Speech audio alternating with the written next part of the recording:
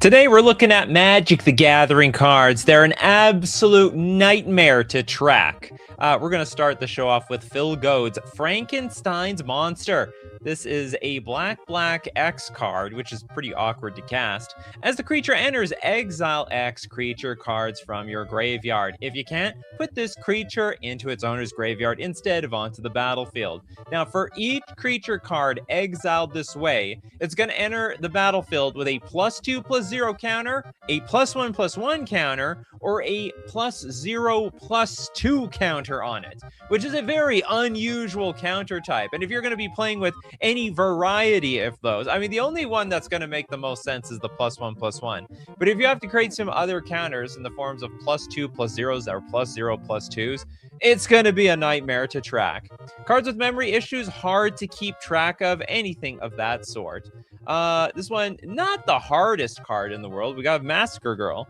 There is a point. I mean, you gotta do some math, okay?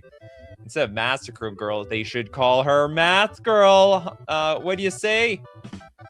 We have a 5 mana for a 4/4 menace. When Massacre Girl enters, each other creature gets -1/-1 until end of turn. Now, whenever a creature dies this turn, we have to repeat the process. Each creature other than Massacre Girl gets -1/-1 until end of turn. As it keeps going, you keep leveling up. Okay, which one's not dead yet? Which one's not dead yet? It's easy online, but this is all about paper magic, okay? Okay, which ones are -1/-1? How many times have things have died? Is this thing dead yet? Has it been 3 or 4 over there? Massacre Girl. Next up, we've got Fan Factor with the Octomancer. Octomancer. If it sticks around too long, it's hard to keep track of which token is what. Sure, we'll take a look at it. This is a 5 mana 3/3 Frog Druid. Oh, sorry. Frog Druid, gift an octopus. You may promise an opponent a gift as you cast the spell. If you do, it enters with, you create an 8/8 blue octopus creature token. What, for your opponent?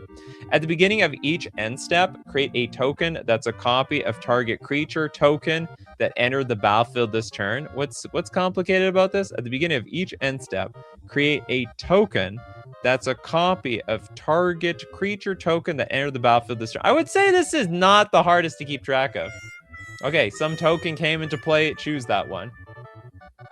Bryce says, can I get my favorite card of all? Okay, this is not about complicated cards. Today is not a complex card show. This is cards that are difficult to keep track of. I like the Massacre Girl. I like the Frankenstein's Monster. There's complex and hard to read does not mean difficult to keep track of. Why kill? Last show of the month. Is it? You're right. It's the 30th. Okay, Dark Ginger with Scoot Swarm. This sounds like an absolute nightmare if you're not playing this digitally. 3 mana for a 1/1 landfall. Whenever a land you control enters, create a 1/1 green insect creature token. And if you control 6 or more lands, create a token that's a copy of Scoot Swarm instead. Scoot Swarm plus a million other lands. This is probably like the most degenerate of all keep track cards. I would say this is the king. I think this is at the top of the castle. I don't even know if there is a contest for Scoot Swarm, but maybe we're gonna find out later today. Okay, we have Lil MX Doom with the super chat. Appreciate the super chat. Thanks so much, Lil MX Doom. You're gonna put Chains of Mephistopheles on here anyway?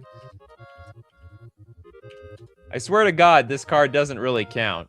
Okay, if a player would draw a card except the first one that they would draw in each of their draw steps, that player discards a card instead. If the player discards a card this way, they draw a card. If the player doesn't discard a card this way, they mill a card. I still don't really comprehend what this card does, but this is not a tracking card. I swear to God, it's a hard card to follow, but it's not a hard card to track if you already know what it does. I'm talking about, like, we know how Scoot Swarm works. Like, that's obvious. It's very easy. But is it going to be easy to keep track of, like, how many Scoot Swarms you have and how many more Scoot Swarms you make? You know what I mean? That's what today's show is all about. Mercenary with Duelist of the Mind. Duelist of the Mind is a 2-mana star 3 flying vigilance. Duelist of the Mind's power is equal to the number of cards you've drawn this turn. Okay. Whenever you commit a crime, you also may draw a card. If you do discard a card, this ability triggers only once each turn. All right. So for as many cards that we draw, this thing gets bigger. And whenever I commit a crime, I can also draw a card, but I can only do that once, and then no more after that. Keep track of your brainstorms. Next, we have another super chat from Little MX Doom, but also it's $5. So we're gonna pass it around to everybody. Academy Manufacturer. Academy. I actually 100% agree with this card. If I'm in a tournament and my opponent's playing with Academy Manufacturer, and then on top of that, something like that doubles the tokens that are in play, I will just trust them. You know what? I don't really have a choice. The judges aren't going to like look over my game the entire way to make sure that this thing is being executed properly. And I can't say that I know that it's being executed either way. God help you if you have more than one of these on your board at once. A 3-mana 1/3. If you would create a clue, food, or treasure token, instead create one of each of those. It is a super nightmare, especially if you have more than one. Since it's a $5 super chat, we'll make sure some of that is a little donated around here. Resident Serpentine, would Shared Fate count? Probably not. 5 mana. If a player would draw a card, that player removes the top card of an opponent's library from the game face down. Instead, each player may look at and play cards he or she removed from the game with Shared Fate as though they were in their hand. I don't think that's complicated. I mean, you have a pile of cards that you're allowed to play. That's it. It's in your own exile pile. MTG Jank. Well, so the name. The branding is right. Shared Fate is one of my favorite cards, says MTG Jank. Next up, let's take. I would say Shared Fate not complicated to track. We're playing. Okay, so we have playing Quandrix Unlimited Doppelgang. So many tokens. What is this? Quandrix Unlimited. Is there a card called Quandrix Unlimited? I don't know what you mean by this.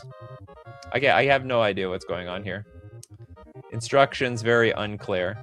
Let's go with Steve Cooper with Warp World. Warp World, 8 mana sorcery. Each player shuffles all permanents they own into the library, then reveals that many cards from the top of their library.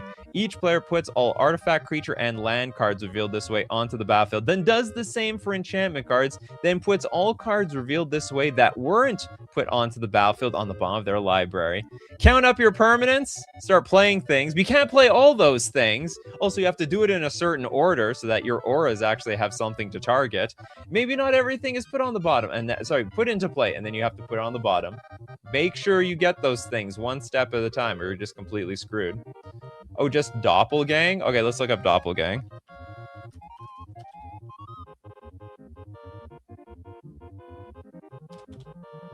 Where is... Look at Doppelgang. It's called Doppel... Are we spelling this right? Oh, Doppel. Doppelgang. Just the original Doppelganger? Oh, the Quandrix Doppelgang.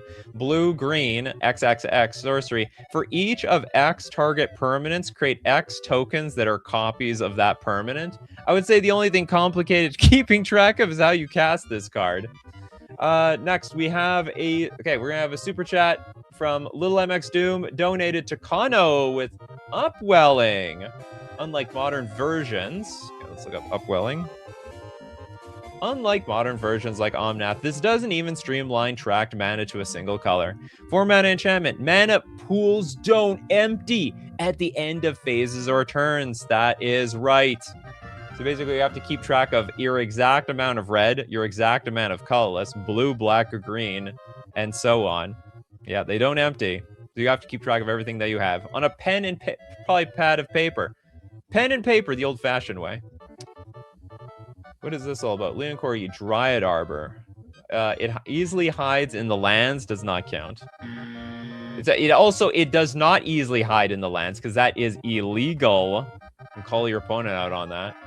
Plus, many times it was used to cheat. Yeah, well, not anymore, because it's now it's literally cheating. If you do that, they change the rules.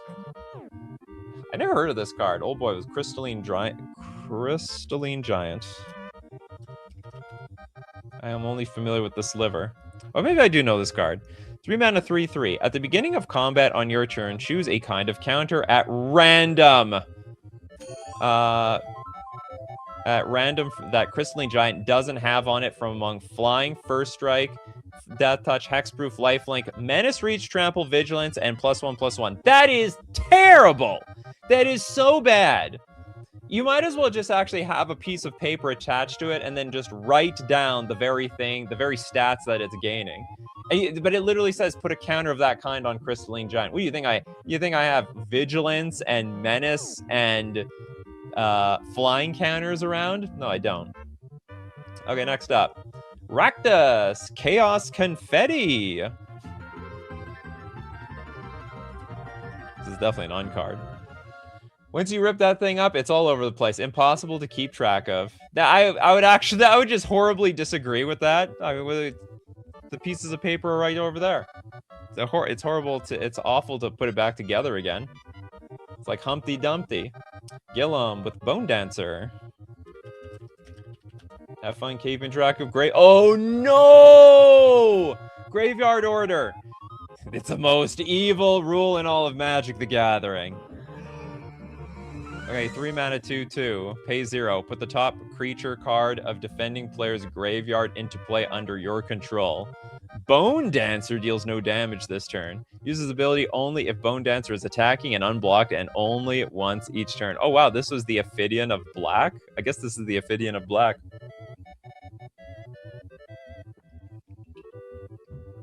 Wild stuff. Okay, we got us. Let's donate half of the Rakdos super chat to somebody. We give it to... You know what? You're not wrong, Rest in Serpentine, but that Shahrazad is like almost like a meme card at this point. Benjamin Berkey, the Eye of the Storm.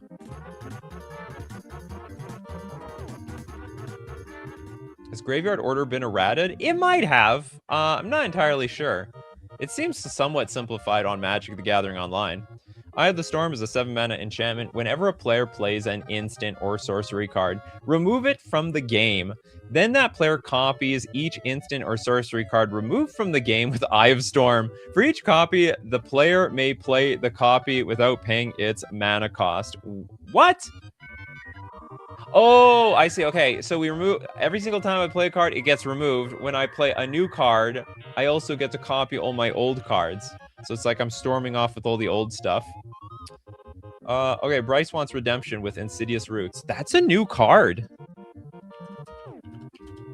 That is a new card.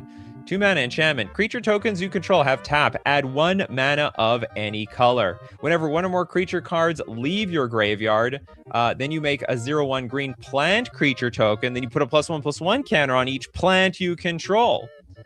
And make sure all the tokens that you have can be tapped for 1 mana of any color. Next super chat from Phil Goad with the coat of arms. Oh my god, you're so right. I don't even play with coat of arms because I don't even want to do this math.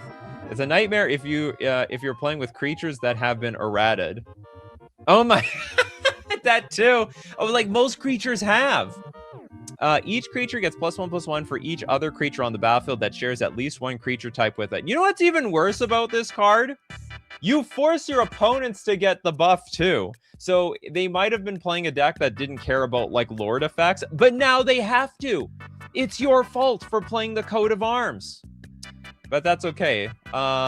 They can do math. And you can also blame them for making great purchasing decisions at FusionGamingOnline.com.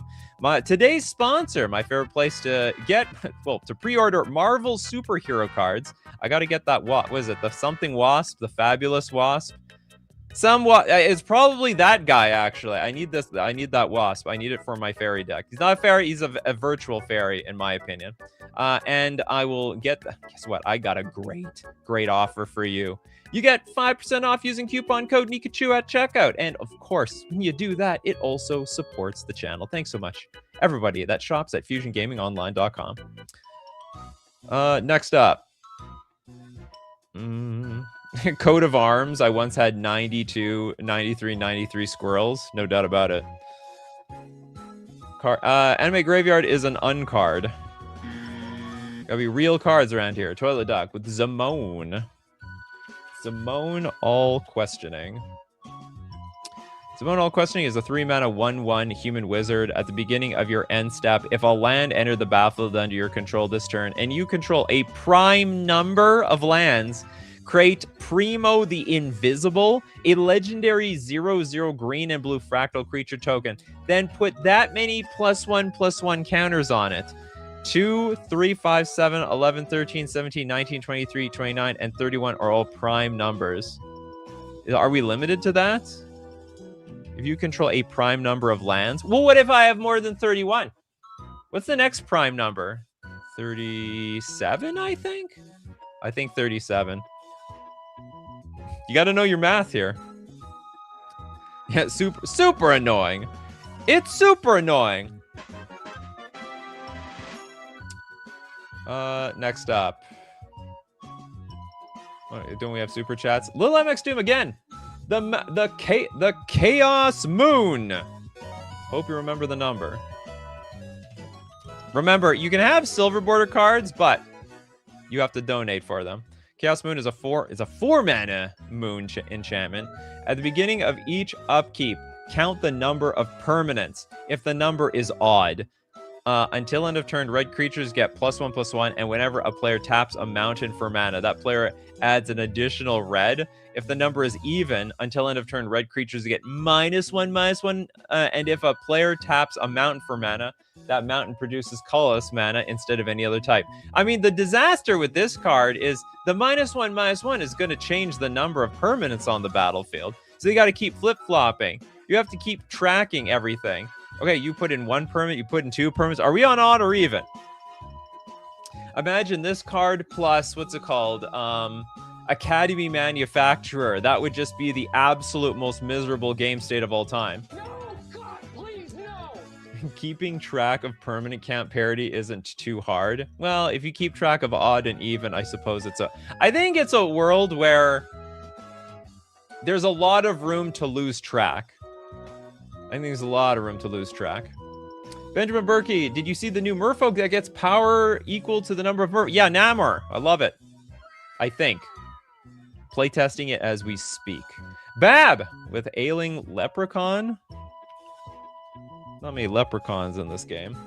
Have fun tracking what's green. Is it really that hard? Green 1/1. Okay, whenever this creature blocks or becomes blocked by a creature, that creature becomes green. Yeah, you got to put not a counter. It doesn't have any physical properties to tell you that it's green. It's just green now. Just remember that. Keep it tracked in your head. It literally doesn't give you any way of tracking any other way. Next super chat. We got a lot of them. You guys like this show. Signal with the Teferi's Isle. I like that card. It's fun. When can tap this for mana?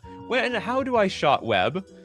Legendary land phasing. Teferi's Isle comes into play tapped. Tap, add double blue to your mana pool. Now the only heuristic that I have with this card is you're not tapping it the turn it comes into play, and you're not tapping it next turn.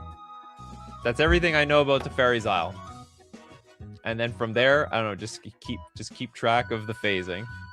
Are you enamored with the Namor card? Hopefully. It's in my deck. I've played it, but it hasn't won me any games yet. But I have won games when I play it. As weird as that sounds. Summer Mermaid Star. Thriving lands like Thriving Grove. I am not in a 2-color deck. I have to find a way to keep track of what color was chosen, especially if I am in Wooburg. But infinite tokens, chat. Infinite tokens. Thriving Grove is a land. Enters tapped, and as it enters, choose a color other than green. Tap, add a green, and 1 mana of the chosen color. You just have to write it. Just write it right on the sleeve. With like a sharp, not a permanent Sharpie, one of those things that you can wipe off. We have MTG Jank says, share the spoils. Share the spoils. It's a bit annoying to track in 4-player games. Well, that's what it's all about. 2 mana enchantment. When it enters the battlefield or an opponent loses the game exile the top card of each player's library. During each player's turn, that player may play a land or cast a spell from among cards exiled with Share the Spoils, and they may spend mana as though or mana of any color to cast the spell. When they do, exile the top card of their library. It seems like just an awkward card to keep, not to necessarily track, but like every single time you play a spell, you have to put something from the top of your deck. I guess how it really should be worded, there's like 4 cards in the pool, and then if you ever remove a card, you have to replace the card. Make sure, it's only 4 cards until someone dies. Then it's 3 cards. It's not worded quite great. Benjamin Berkey, do you see that Wizards of the Coast ban Seeker of the Skybreak? I did. So long, combo card. Next, we've got Steve Cooper has a super chat. Vadric. The Astral Archmage, and also a Dono. Day and Night, not worth. Oh yeah, oh man, is this a Day and Night card? 3 mana, any Day and Night card, instantly to jail. Instantly. 3 mana, 1/2. If it's neither day nor night, it becomes day as Vadric Astral Archmage enters the battlefield. Instant and sorcery spells you cast cost X less to cast, where X is Vadric's power. Whenever day becomes night or night becomes day, put a +1/+1 counter on Vadric. It's hard enough to keep track of day and night. I don't even want this thing to trigger. We broke making players lose the game. Next up, we got Hitman Cloudy with the Raging River. Yeah. You know, I only theoretically know how this card works. I don't know how it actually works. Whenever one or more creatures you control attack, each defending player divides all creatures without flying they control into pile left and a right pile. Then for each attacking creature you control, choose left or right. That creature can't be blocked this combat except by creature with flying and creatures in the pile with the chosen label. Still don't really know. You know, this is a card I need to just see it play out. Please, Gavin Verhey, Mark Rosewater, play a game with Raging River for us. Next, Prince of Winners with the Lord of Extinction.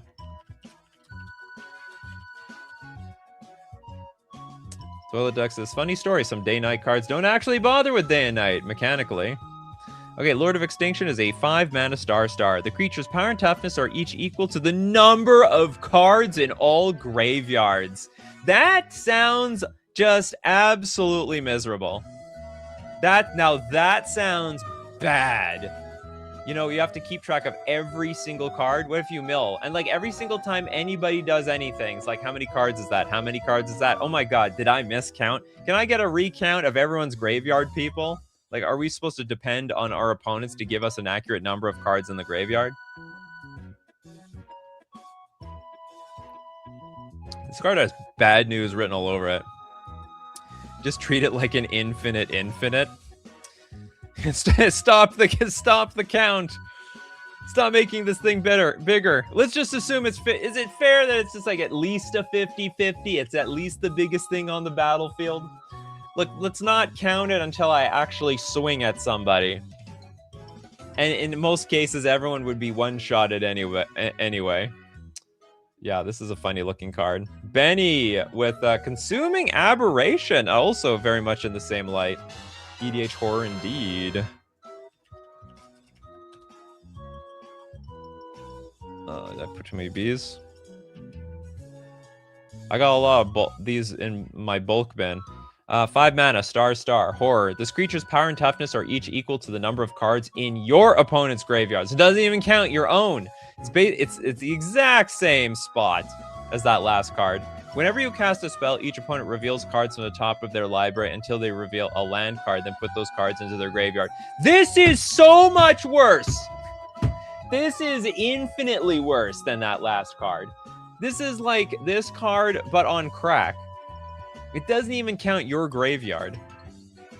And every single time we play stuff, we're making the problem even harder to us. Yeah, to the rank with the Consuming Aberration. I think both of those cards are from the same precon. It is. This is to Tarkir Dragonstorm. What do they just make math the precon? Aaron with Bolduvian Shaman. Really? I'm not reading the ancient scripture. Tap, change the text of target white enchantment you control that doesn't have commutative upkeep by replacing all instances of one word with another. And that enchantment gains commutative upkeep 1. You know what? This card is really easy to track for one reason. You will never activate this ability. Never. I dare you. Lose all your friends the precon? I don't know. Would you? Oh, you know what? You might actually with these cards. Yeah, annoying your opponents to death. Hey, how big is your graveyard? How big is your graveyard? You guys keep track of this. You do it. That is such a bad card design, actually. Forcing our opponents to keep, like, make them spend mental energy just so you can keep track of your card. Next up, we've got Tresaru with the Dothy Voidwalker. You know what? I actually would say I would agree with this card. It's a black 3/2 Dothy Rogue with Shadow. If a card would be put into an opponent's graveyard from anywhere, instead exile it with a void counter on it. Tap, sacrifice this creature, choose an exiled card an opponent owns with a void counter on it. You may play it this turn without paying its mana cost. I'll tell you how confusing or how hard it is to keep track of Dothy Voidwalker. When I play against this card digitally, I'm still not even keeping track of what this card does. I'm completely oblivious that as I am playing cards, they actually get exiled like onto the Dothy Voidwalker. It's still the same precon. This whole Tarkir Dragonstorm precon is like the worst precon of all time. Oh, would you cut it out with this crap, Jess? I know you're just trolling. Stop it. We got a bunch of people who are still super gen. Okay, that's fine. That's all good. Rakdos with Space Bellerin for the same reasons all this other nonsense. Space Bellerin. Space Bellerin is a 4-mana 3 loyalty Jace. It's got Space Sculptor. Space Bellerin divides the battlefield into alpha, beta, and gamma sectors. If a creature isn't assigned to a sector, its controller assigns it to one. Opponents assign first. +1, creatures in each sector can be blocked this turn only by creatures in the same sector. That's great. I mean, this wasn't confusing enough being put into sectors, and now they've got restrictions on them. -1, put a +1/+1 counter on each creature in the sector of your choice. And on -5, destroy all creatures in the sector of your choice. This is also like one of the worst things that you could play on the battlefield. Yeah, why is that not an Acorn card?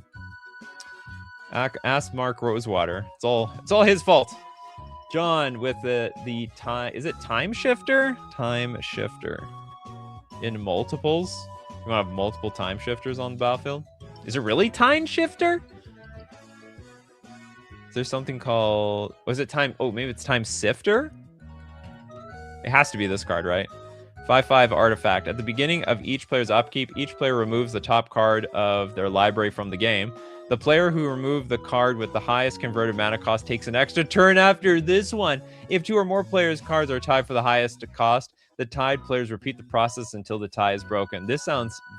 It's at the beginning of each player's upkeep. So if there's... What you're saying, like, if everyone has a Time Sifter?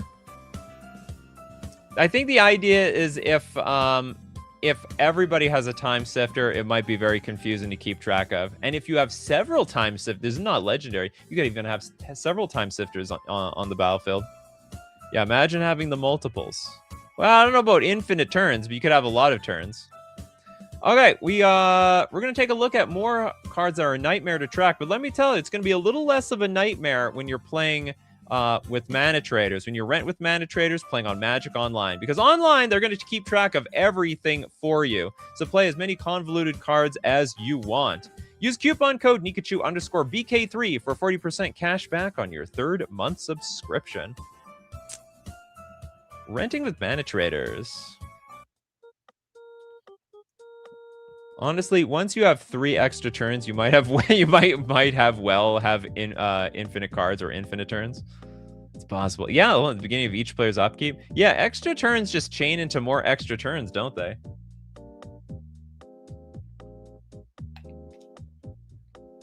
Is Time Sifter and potentially Sensei's Divining Top like just a stone cold win? If you just put like an Eldrazi on top? Oh no, sorry, you remove the top card of their library from the game, so you can't keep something stacked on top. Leon Corgi, it can, under certain circumstances, Tireless Tracker can be hard to track. Landfall, whenever a land you control enters, investigate. Whenever you sack a clue, put a +1/+1 counter on this creature. It gets actually really complicated when you're playing with, what's it called, that Academy manufacturer. Anyone else with no card yet? Looking out for you people. Why kill? Ristic Study, because do you pay the one? This is not that hard to track. You know what? You're not wrong. I think people miss their Ristic Study trigger like all the time. I mean, how often? Okay, let's put it on. Ristic Study. I'm sure there's some of you out there that are so vigilant with this card, but in reality, like when we play... Actually, this is not my favorite art. Where's my favorite art? Oh, baby. That's my favorite art. That's my Ristic Study.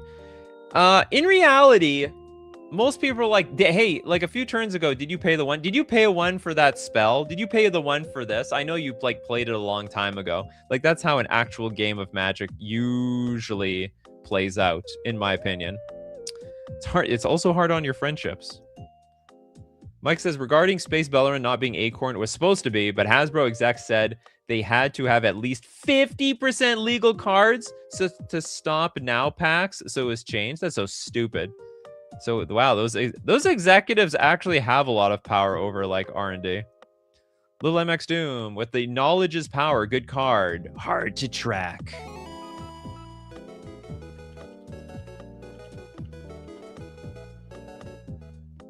And power is sometimes knowledge.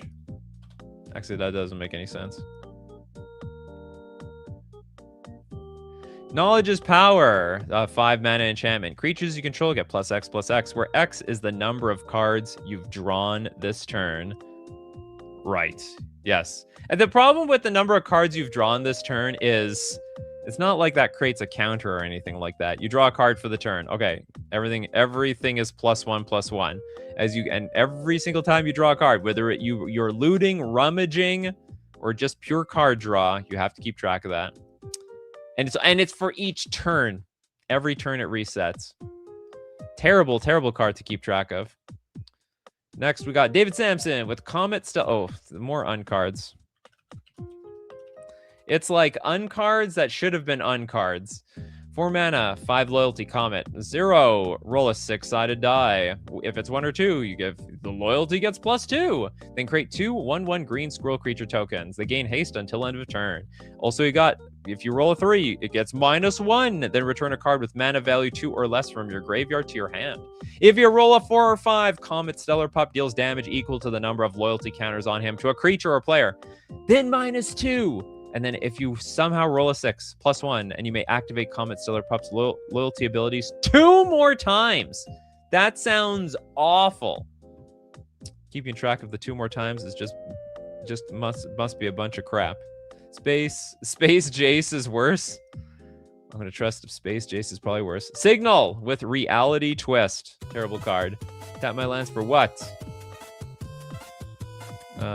Reality Twist.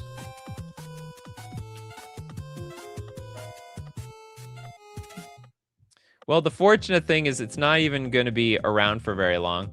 Blue, enchantment. Cumulative upkeep of 3 mana, which is like basically impossible to play.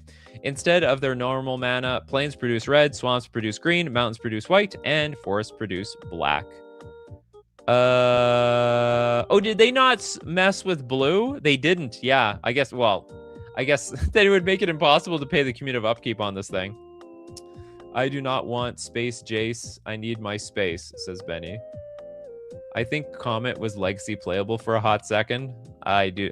Well, I don't doubt that some people memed some decks together, but I don't remember it ever being a serious thing. Vec with Cathar's Crusade. This is another +X/+X card. I didn't see that scrubbing the VOD. Nope. We have a 5-mana enchantment. Whenever a creature you control enters, put a +1/+1 counter on each creature you control. So yeah. Oh yeah. Okay, so I think what makes this complicated is when you have like multiple creatures entering the battlefield. Multiple creatures. Well, fortunately, it's each creature. Whenever a creature you control enters, put a counter on all of them. This would be infinitely worse if it was like every other creature got a +1/+1. Next we have too many reality twists. Sorry about that, Phil Goad. It's gonna get donated somewhere. Or was it your card that we just did? Whose super chat did I get rid of? Whose reality twist was that? No, that was a fresh super chat. I never clicked it. Lil MX Doom with what do you got? What do you got for us? You ever cast a storm spell without you or your opponents knowing the storm count? Yeah, that's right. Good way to make an irreparable game state. What would be a really good example of what's an instant speed storm? Oh, brain freeze. You know what? I never thought about that. Ugh, not Brian Fair. Brain freeze. That's the only instant speed storm card I know. 2-mana instant. Target player puts the top 3 cards of their library into the graveyard. And it's not like okay. Imagine I'm playing Brain Freeze, which I think is one of the few storm cards at instant speed. Like, what am I supposed to do? Hey, everybody, can you keep track of storm for me, please? Well, what for? I can't tell you right now. You know, I can't. But just please keep track of it. That would just be awful. And then when you want to play the Brain Freeze, and it's like, all right, everyone's played probably like 12 spells. I want to play Brain Freeze now. We got to go back. Okay, what did everybody play? We got Morgan with Thieves Auction. Even better, Ral Monsoon Mage. Do you count your Storm? Well, if you're playing with Ral, then you're definitely counting Storm. Couldn't you count the fresh cards in everyone's graveyard/exile? Who's to say they're fresh cards? What about the other cards behind them? How do you know they're the fresh ones? Thieves Auction, a 7-mana sorcery. Set aside all cards in play. Starting with you, each player chooses one of the cards set aside and puts it in play tapped under his or her control. Repeat the process until all of those cards have been chosen. I don't think this is the most complicated card. It's just a weird card to like give all the cards back. It's pretty, I mean, you just like basically put all the cards in a pile and then each person keeps choosing from the pile until the pile is empty. And it's an empty pile. Dark Ginger. Umbrus. Fear Manifest. Umbrus. Umbrus Fear Manifest is a 5-mana 1/1 Nightmare Horror. Umbrus gets +1/+1 for each card your opponents own in exile. Well, that's better than Graveyard. Whenever Umbrus or another Nightmare or Horror enters the battlefield under your control, target opponent exiles cards from the top of their library until they exile a land card. Okay, this is literally just like the Graveyard cards. And funny thing, this is a nightmare. Literally. It's literally a nightmare. Steve Cooper says Thieves Auction sounds bad late game in Commander. Just concede at that point. Oh, you know what I didn't think about actually with Thieves Auction? There's actually one thing about Thieves Auction in Commander that does make this hard to track, and that is how is your board state going to be affected if you kill off the player that you own their permanents? You might even want to defend a player that you own too many permanents because you got to keep them. So I mean that is, yeah, your cards are going to get stolen. Well, they're going to steal the cards back. Because when a player is removed from the game, they get their cards back. Hexanort with Bella Borka. Sorry, Bell Borka. Spectral Sergeant. Sergeant! We have a 4-mana star 5, Spirit Soldier. Note the mana value of each card as it's put into exile. Well, it's already starting off real bad. Belborca Spectral Sergeant's power is equal to the number noted for it this turn. At the beginning of your upkeep, exile the top card of your library. You may play that card this turn. What the hell? What is going on here? As in end of game, people might steal your cards by not giving it back. Oh, no. No one's going to steal the cards. I mean, I guess that's, you know what? That's an awkward, I guess for some people, this is an awkward card to play with against people you don't play with. Imagine playing this in like a pauperish deck. You have a deck full of like worthless cards, and then you play Thieves Auction versus some people who have a bunch of expensive cards. They might concede. You know, the Thieves Auction might be a win condition. Cracker Grit. Late to the party. Has Opalescence been done? Nope. Opalescence. Is that hard? Is it hard though? Is it really that complicated? 4 mana enchantment. Each other global enchantment is a creature with power and toughness, each equal to its converted mana cost, and it's still enchantment. Honestly, I actually think this is pretty easy to keep track of. It's like you just, okay, whatever enchantments are in play. It's like a 3 mana, it's a 3/3. Or maybe it's like, maybe it's not so complicated to me because I've played against this card many times. Layers, man, how do they work? Okay, the layer, you got, yeah, layers. Okay, you got, but that's a rules thing. This is not a keeping track thing. This is bad with humility. Is it? What's the answer to that anyway? Everyone says that. It's bad with humility. What wins? I assume humility wins at the end of the day. Dark Ginger says, nah, each deck has different sleeves. Just give me the cards of my sleeve type back. That's not true. You eventually run into people with the same sleeves as you. It happens all the time. Need to keep track of the rules, Nikachu. No, I don't often end up in a situation with humility and opalescence. Just, people talk about it. Doesn't really happen. Doesn't really happen at all. Rest in Serpentine with Basquatch. Remove the B. What the hell does that mean? Oh. You're being cheeky. Being cheeky. Oh, no, it's real. Oh, you couldn't get the... Wait, it didn't go through Google? Interesting. They won't let me make this super chat. Okay, we got the Ass Squatch. It's a donkey. 5 mana for a 3/5. Remember, if you super chat, you can get the silver border cards. I don't want to encourage silver border cards for free. Each other donkey gets +1/+1.5, +1/2. I didn't even know there's any other donkeys in this game. Whenever another donkey comes into play, untap target creature and gain control of it until end of turn. That creature gains haste until end of turn. You know, the halves are not bad. You know what would make things awful? 1/3. 1/3 would do it. That would be really bad to track. Miserable. The Donkey Lord. The Supreme Donkey Lord. Okay, next up, we've got Signal with Ice Cauldron. We're gonna have a lot of freebies at the end. Ice Age text says take notes. Yeah, who the hell wants to do that? Pay X tap, put a charge counter on Ice Call. Oh, here, let's look at the Ice Cauldron one. Let's look at the OG. X tap, put a charge counter on Ice Cauldron, and put a spell card face up on Ice Cauldron. Note the type and amount of mana used to pay this activation cost. Use this ability only if there are no charge counters on Ice Cauldron. You may play that spell card as though it were in your hand. Tap, remove the charge counter from Ice Cauldron and add mana of the type and amount last used to put a charge counter on your Ice Cauldron. To your mana pool. This mana is usable only to cast the spell on top of Ice Cauldron. I don't remember. Where's the... You must keep track of this stuff. I didn't read it. I didn't catch it. Use this... Oh, sorry. It was at the beginning. Note the type of an amount of used. Yes. Note. You got a note. Take notes, people.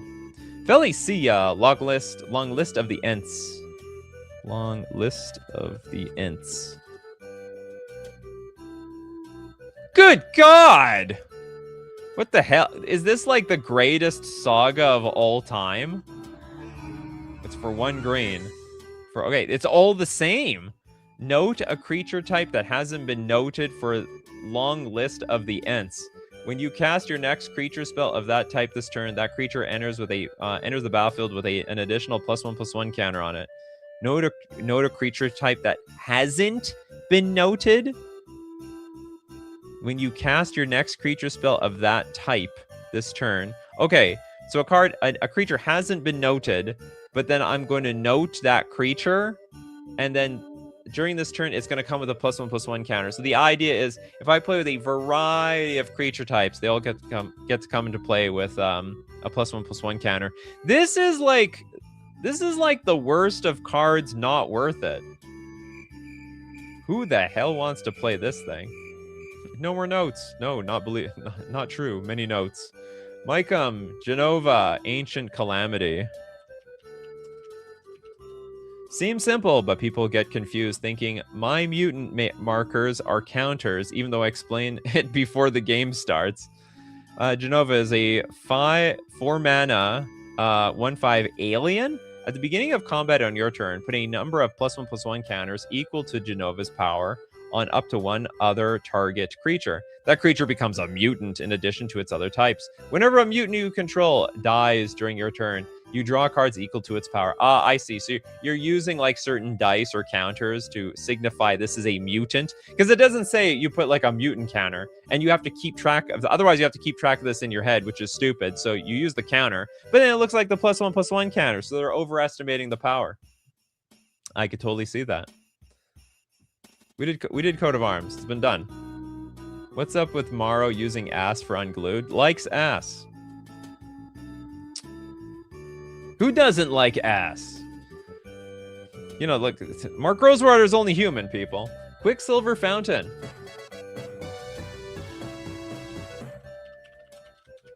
I don't know if this is the hardest card to keep track of. So you put a flood counter on everything.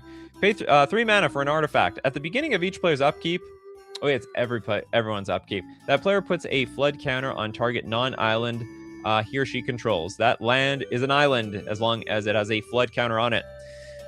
At end of turn, if all lands in play are islands, remove all flood counters from them.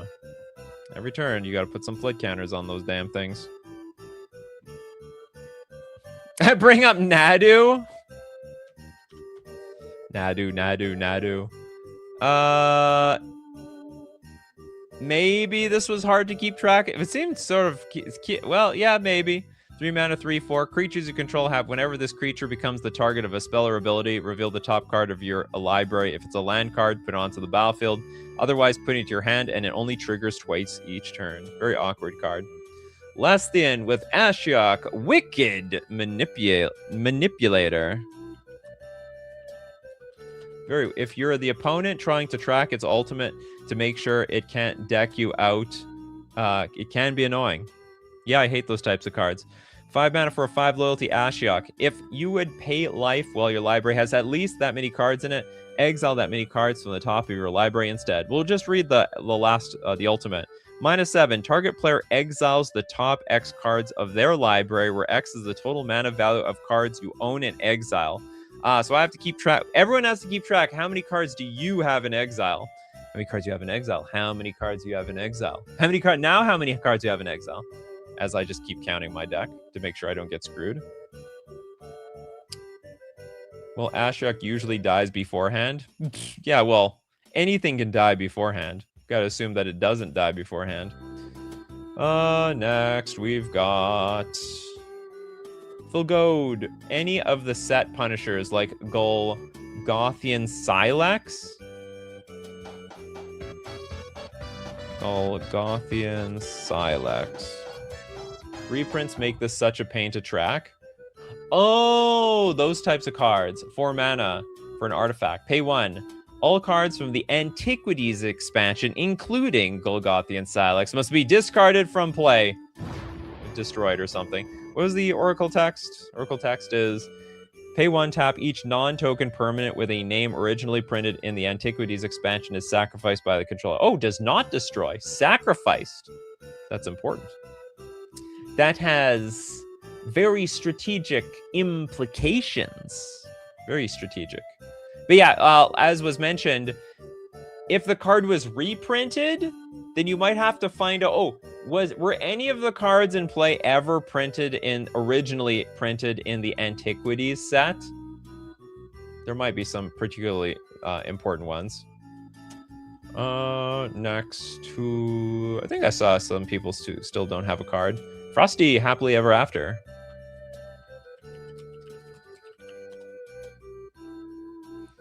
3 mana enchantment. When it enters the battlefield, each player gains 5 life and draws a card. At the beginning of your upkeep, if there are 5 colors among permanents you control, there are 6 or more card types among permanents you control, and or cards in your graveyard, and your life total is greater than or equal to your starting life total, you win the game. It seems like an annoying checklist type of card.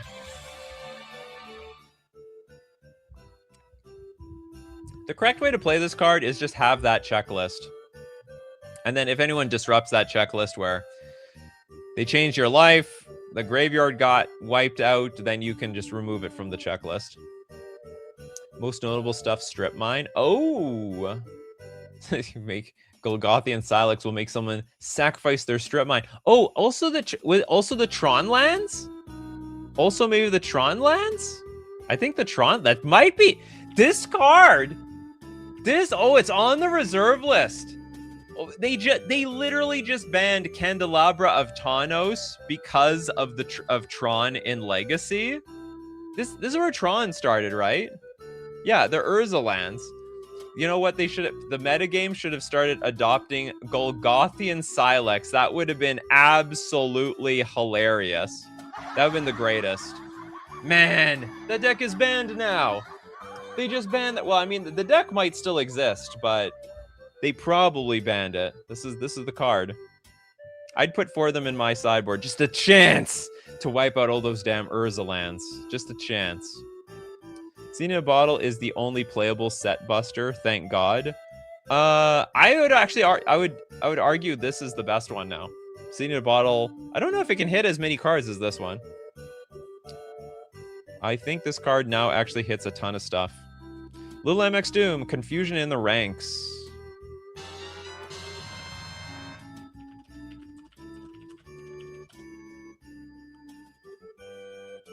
This is 5 mana enchantment. Whenever an artifact, creature, or enchantment comes into play, its controller chooses target permanent another player controls that shares a type with it. Exchange control of those permanents. What? WUT? Huh? Whenever an artifact, creature, or enchantment comes into play, its controller chooses target permanent another player controls that shares... Oh, I see. I play an artifact, I can swipe it with your artifact. You got Mishra's Workshop in Antiquities. That's yeah, but not so many people play with Workshop. See if Bottle hits Bazaar of Baghdad. That is never good. Think about that. Is never a good play. Because like there's Bazaar of Baghdad can just get hit by Strip Mine or Wasteland. That's just a much better play. And more effective too. Surefire ourselves with the Celestus.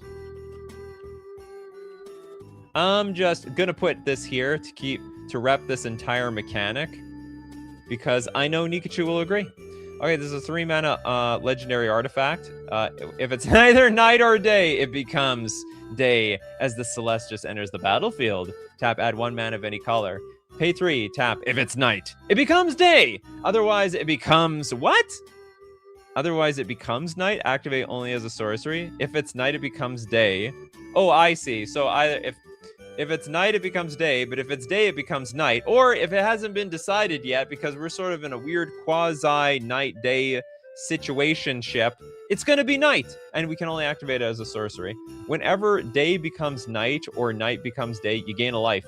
You may draw a card, and if you do, you discard a card. An absolute abomination of a card. Terrible card to exist. Little MX Doom with the last card, the Staying Power. Thanks so much for all your super chats, Little MX Doom. We've got an on-card. 3 mana for an enchantment until end of turn, and this turn effects don't end. Wait, that's true. Yeah. Got to keep track of like giant growths +3/+3 on this one individual creature for the rest of the game. No fun. The stream schedule is kind of day/night. Some people would hate it. Although evening people like it. Some of you in the evening, you never show up in the morning, so. I don't know, looking around, most of you still show up in the morning. Just creating chaos for you people. Cammy says, I recommended this card during the legendary artifact stream. Oh, what the Celestus? The Celestus. Next up, Voltlin. Taunos's Coffin. Taunos's Coffin. Hopefully it's comfy. Let's look at the ancient scripture one. Pay 4 for a mono artifact. Pay 3. Select a creature in play. That creature is considered out of play as long as Coffin remains tapped. Hence, the creature cannot be the target of spells and cannot receive damage. Use special powers, attack, or defend. All counters and enchantments on the creature remain, but are also out of play. If Coffin is untapped or removed, creature returns to play tapped. You may choose not to untap Coffin during the untap phase. What, it phased out the card? Pay 3 tap, exile target creature. It exiled? Note the number and kind of counters that were on that creature. Well, that's not hard. You just keep them on them. When this artifact leaves play or becomes untapped, return that card to the battlefield under its owner's control, tapped with the noted number of kind of counters on it. If you do, return the other exiled cards to the battlefield under their owner's control attached to that permanent. Weird card. Special powers. You got that right, Lynn. You never know. You never know when a card has upgrades, but they're not allowed to use those upgrades. So special powers. It's the morning for me right now, says Voltlin. From Asia, maybe? On that Asian time zone, or you're up really, really early in Europe, like super early, 3 o'clock early. Phil Gold's not done yet. The Riptide Mangler.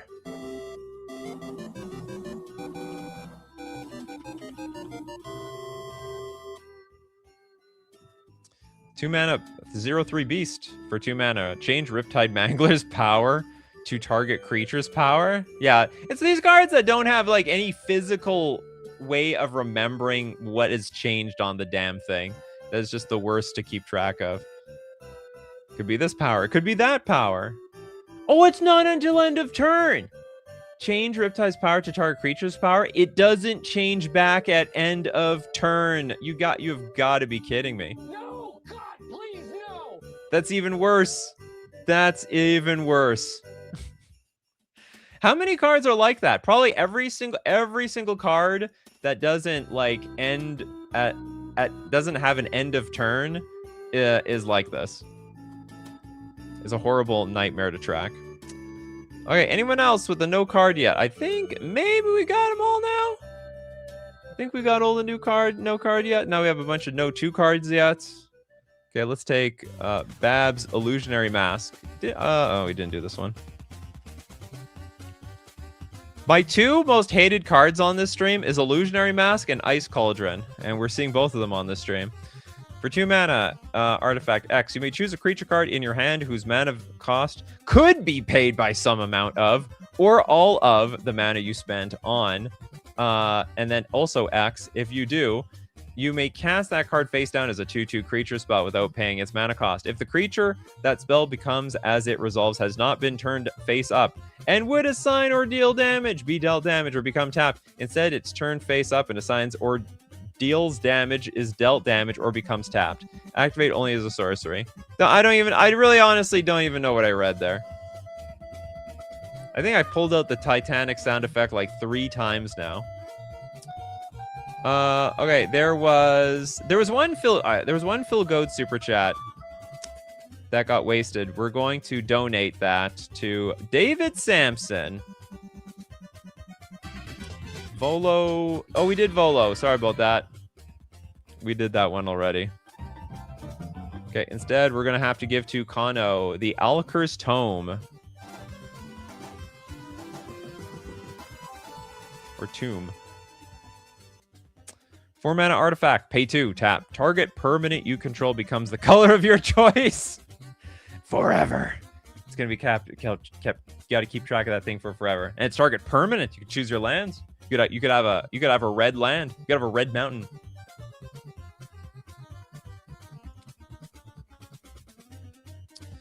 Next we have Steve Cooper donating again. Steve Cooper loving this show today. Knowledge pool. And a dono. 6-mana artifact with imprint enters the battlefield. When it enters the battlefield, each player exiles the top 3 cards of their library. And whenever a player casts a spell from their hand, the player exiles it. If the player does, he or she may cast another non-land card exiled with knowledge pool without paying that card's mana cost. Honestly, I don't think this is that complicated. It specifically says exile 3 cards, then every other card gets exiled. You get to play something else. But you super chatted it. I got paid a nice bonus recently. Awesome. Donating again. You're back on top. You're back on top, Steve Cooper. You're back on top. Okay, we got Phil Goad with a dono. We'll give it to Benjamin Berkey. The Grip of Chaos. Did we do this one? We've done so many Chaos cards. No, we did not do this one. We have 6-mana enchantment. Whenever a spell or ability is put onto the stack, reselect its target at random if it has a single target. I love that. There's still a chance it could keep track. It could target the thing that it was targeting in the first place. There's still a chance. You're telling me there's a chance. All right, next up, we've got Rakdos with a dono. We'll give it to David Sampson. 2 or more doubling seasons. Wait, because you get... How does that work, actually? So, like, does it just give you, like, twice the counters, or is it 3 times the counters? 5 mana enchantment. If an effect would create 1 or more tokens under your control, it creates twice that many of those tokens instead. If an effect would put 1 or more counters on a permanent you control, it puts twice that many twice that many of those counters on that permanent instead. Is it 2 to the power of 2 or 2 times 2? So you get 4 in the end. You get 4 times the counters / creatures. Yes, yeah. So like I shouldn't have said 3 times more. Like 3 more than the original. Christopher B showing up out of absolute nowhere. You're gonna get. I think we did time. Did we do Time Sifter? Yeah, we did that one. Sorry about that. Okay, who wants Steve Cooper's super chat? The first one. Cammy with the Battle of Wits. Is that so bad? Whoops, what am I? Okay, hold on. Battle of Wits. I think this one's pretty easy. I think I'm going to straight up disqualify this one. At the beginning of your upkeep, you have 200 more cards in your library, you win the game. Like, I mean, you're going to just do this once and then never again, and then you win. I mean, there's a chance, I guess, if you have like 198 cards in your deck, and then you have to play some cards to put cards from your graveyard back on top of your deck to make you recount the thing one more time after. There might be like a war, you know? You're putting cards back into your deck, your opponent's milling cards. You're fighting against the Battle of Wits. A really rare game, though. Very, very rare. Maybe Battle of Wits versus Mill. But Battle of Wits versus Mill, you're going to win anyway. Like, Mill can't beat you. It's, like, basically impossible. Keeping track of the number of cards in library. But you just do it once, and then you win, right? That's it. It's not like you have to do it again. A lot of these cards, like, you have to keep tracking. You do this one job once, and the game is over. You do have to keep track of a lot to know if it works or not. All right, whatever. You know, whatever. F it. We did Ice Cauldron. Sorry about that, Kevin Lopez. Come on, you thought we could get this far into the show and not have an Ice Cauldron? Okay, we have a dono from Little MX Doom. Thanks so much for the bigger super chat. We'll give to Morgan Audit with Mirror Form.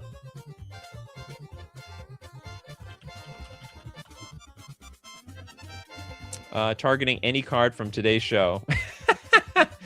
6 mana instant. Each non-land permanent you control becomes a copy of target non-aura permanent. Come on, each non-land permanent you control becomes a copy of target non-aura permanent. That sounds disgusting. Yeah, imagine copying, not Battle of a Time Sifter. That would be a bad one. That would be super awful. Be one of the worst things of all time. Next, we've got another super chat from Phil Goad. I saw some no card yet people here. We have Blinksomniac with the Tackle Maggot.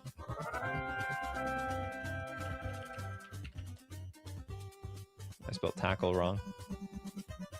It's TKK.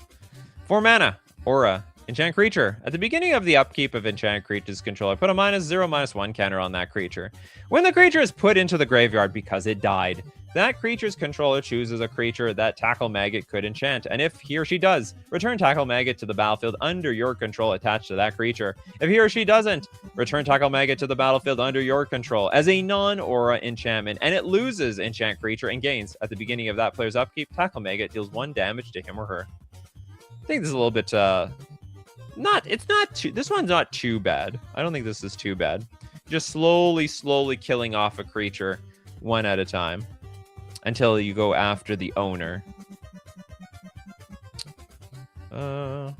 Olga says you can note on paper what is your deck count, so not that hard, but kind of annoying.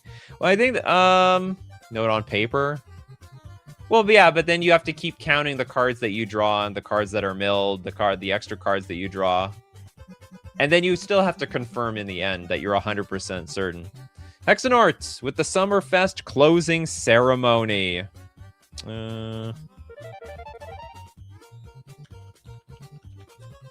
that a card? Summit Fest? Summerfest? Summit Fest, not Summerfest.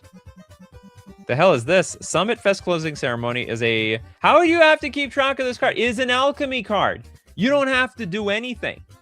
5 mana instant, starting intensity 3, cover cast. Whenever you cast another instant or sorcery spell, if 5 or more mana was spent to cast it, this card intensifies.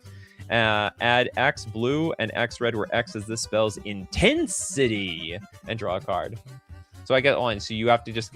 I don't know how it works on Arena. So you just have to keep track of all the intensity before you actually play these intensity cards. Okay, we have another super chat from Steve Cooper. Could have swore to God I saw some other people with no card yet. Swear to God.